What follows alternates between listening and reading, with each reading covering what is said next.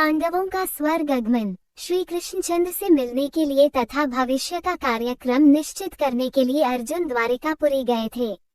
जब उन्हें गए कई महीने व्यतीत हो गए तब एक दिन धर्मराज युधिष्ठिर को विशेष चिंता हुई। वे भीमसेन से बोले, हे भीमसेन, द्वारिका का समाचार लेकर भाई अर्जुन अभी तक नहीं लौटे। और इधर काल की गति देखो, संपूर्ण भूतों में उत्पात होने लगे हैं, नित्य अपशकुन होते हैं, आकाश में उल्कापात होने लगे हैं और पृथ्वी में भूकंप आने लगे हैं। सूर्य का प्रकाश मध्यम सा हो गया है और चंद्रमा के इर्द गिर्द बारंबार मंडल बैठते हैं।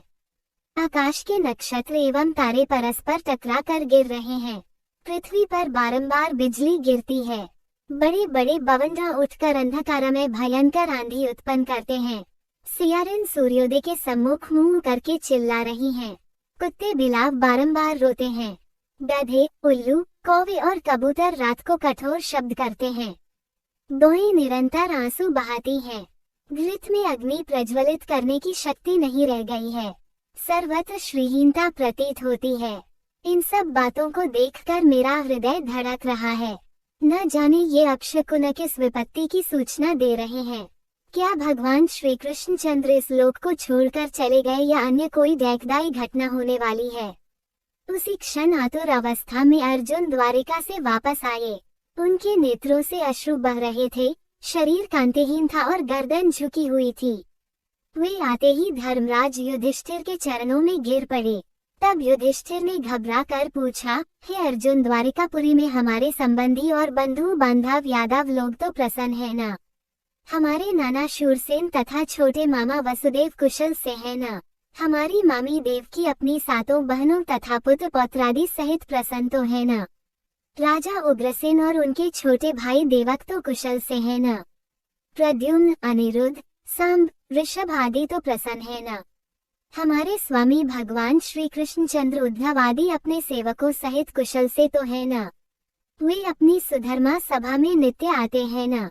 सत्यभामा, रुक्मिणी, जामवंती आदि उनकी 16 सहस्त्र 108 पटरानियां तो नित्य छन की सेवा में लीन रहती है ना?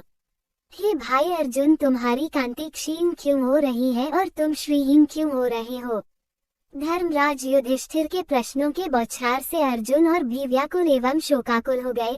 उनका रंग फीका पड़ गया, नेत्रों से अविरल अश्रुधारा बहने लगी, हिचकियां बढ़ गईं। रुधिर कंठ से उन्होंने कहा, हे भ्राता, हमारे प्रियतम भगवान श्री कृष्णचंद्र हमें ठग लिया। वे हमें त्याग कर इस लोक से चले गए।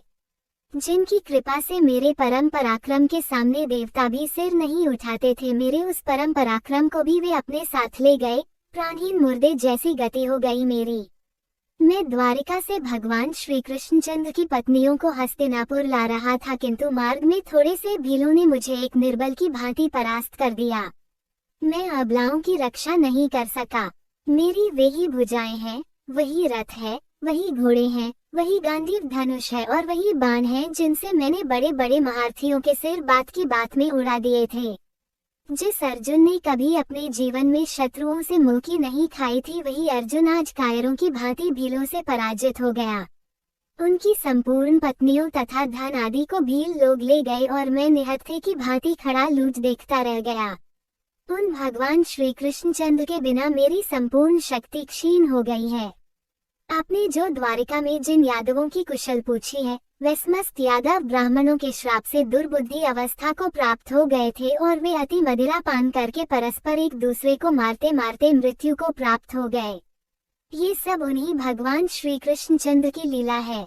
अर्जुन के मुख से भगवान श्री कृष्णचंद्र के स्वधाम गमन और संपूर्ण यदुवंशियों के नाश का समाचार सुनकर धर्मराज युधिष्ठिर ने तुरंत अपना कर्तव्य निश्चित कर लिया और अर्जुन से बोले, हे अर्जुन, भगवान श्री कृष्णचंद्र ने अपने इस लौकिक शरीर से इस पृथ्वी का भार उतार कर उसे इस प्रकार त्याग दिया जिस प्रकार कोई कांटे से कांटा निकालने के पश्चात उन कोनों कांटों को त्याग देता है।